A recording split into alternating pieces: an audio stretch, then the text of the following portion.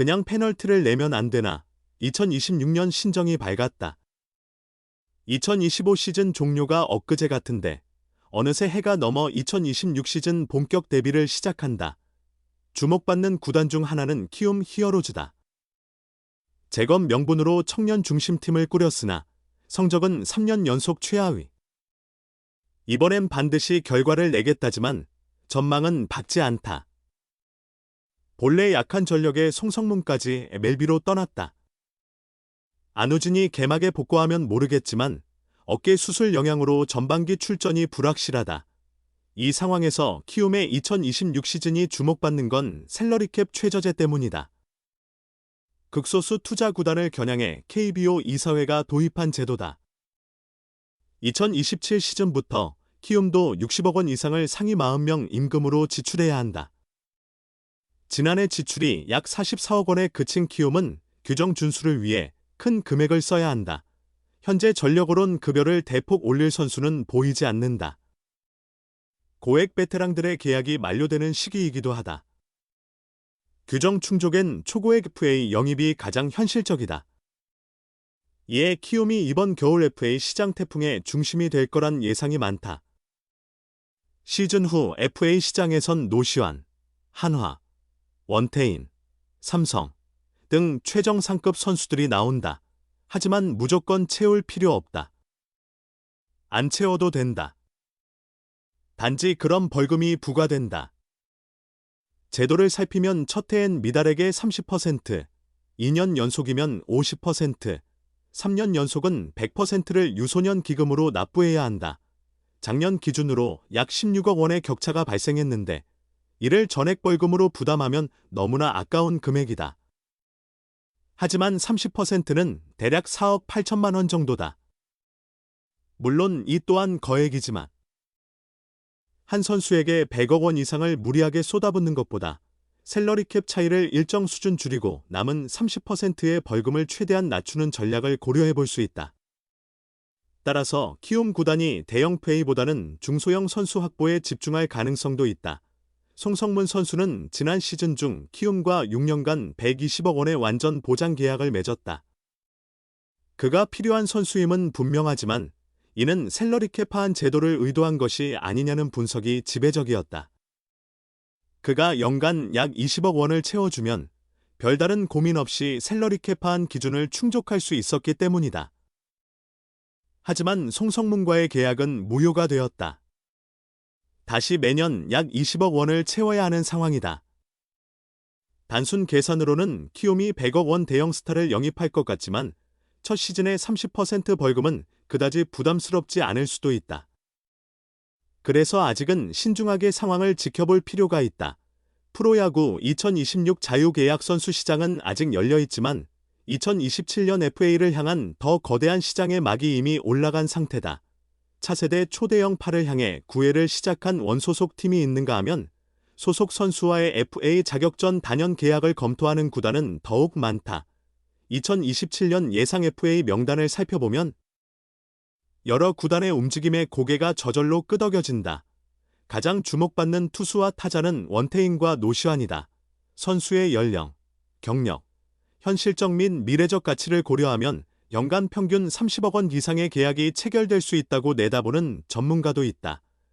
LG 트윈스의 포수 박동원, 외야수 홍창기, 삼성의 외야수 구자욱 역시 FA 시장에 나온다면 치열한 경쟁을 예고하는 대형 파들이다. 한화, 삼성, LG는 예비 대형 FA와의 장기 계약 의지를 특별히 숨기지 않는다. 그만큼 이 선수들은 대체 불가한 핵심 전력으로 평가받는다. 2019년 삼성의 1차 지명을 받고 프로에 입문한 원태인은 첫 해 112이닝을 소화했으며 2021년부터 금년까지 5시즌 연속 규정 이닝을 달성했다. 2019년부터 2025년까지 KBO 리그 최다 이닝을 기록한 투수가 바로 원태인, 1052.1이닝이다. 통산 성적은 187경기 68승 50패, 평균 자책점 3.77이다. 원태인은 안정감 있게 7시즌을 보냈으며 중요한 경기에서는 에이스로서의 존재감도 발휘했다. 20대 중반의 건강한 에이스는 모든 구단이 원하는 자원이다. 삼성 구단 관계자는 2026 시즌을 준비하는 스토브리그가 마무리되면 원태인과의 장기 계약에 대한 본격 논의가 가능할 것이라고 전했다. 예정된 2027 FA 타자 중 최대어는 노시환이다. 노시환 또한 2019년 1차 지명으로 한화 유니폼을 입은 후 데뷔 시즌부터 프로 무대를 밟았다. 타격의 변동이 있었음에도 노시환은 튼튼한 수비를 자랑하는 후타장타자 3루수로 명성을 얻었다. 2019년부터 2025년까지 7시즌 동안 노시환은 124개의 홈런을 기록하며 이 부문에서 5위를 차지했다. 2023년에는 홈런 31개, 과타점 101개, 부문에서 정상에 오르기도 했다. 올해에도 32홈런 4위, 101타점 4위를 달성했다. 노시환은 올해 모든 경기 144경기에 출장하며 야수 전체 이닝 1위 1262 3분의 1이닝을 기록해 더욱 주목을 받았다. KBO 리그 단연 계약 연평균 최고 대우는 김광현이 2022년 SSG와 4년 151억 원의 BFA 계약을 맺으며 작성한 37억 7,500만 원이다. 이대호는 2017년 롯데와 4년 150억 원의 FA 계약을 체결하며 타자 연평균 최고액 37억 5천만 원을 받았다. 원태인과 노시환은 아직 전직 메이저리거 김광현, 이대호만큼 화려한 커리어를 쌓진 않았다. 하지만 20대 중반의 젊은 나이, 미래에 대한 높은 기대, 시장 여건 등이 맞물 기록에 육박하는 수준의 BFA 또는 FA 대형 계약을 이룰 것으로 보인다. 2022 시즌을 앞두고 삼성과 5년 120억 원의 BFA 장기 계약을 한 구자욱도 삼성이 BFA 계약을 제안할 후보다. 올해 통합 우승을 거둔 LG는 핵심 자원인 박동원, 홍창기에게 장기 계약을 제시한 상태다. BFA 단연 계약은 협상 기간이 상대적으로 여유롭다. 이번 겨울에 합의를 이루지 못하더라도 내년 11월 2027 FA 시장이 열리기 전까지 약 1년간 구단과 선수 측이 협상을 지속할 수 있다. 각 구단이 대체할 수 없는 핵심인 이들이 FA 시장에 나오기 전 장기 계약으로 묶기 위한 검토는 당연하다. 실제로 한화와 LG는 BFA 장기 계약을 추진할 뜻을 공개적으로 밝히고 있다. 요즘 대형 페이들의 몸값이 치솟는 흐름이라 이들을 잡으려면 최소 100억 원대부터 협상을 시작해야 한다는 이야기도 오간다. 더 젊을수록 계약 규모는 당연히 커질 수밖에 없다. 스토브리그에서 강백호에게 100억 원을 투자한 한화는 팀의 4번 타자 노시환과 BFA 장기 계약을 검토 중이다.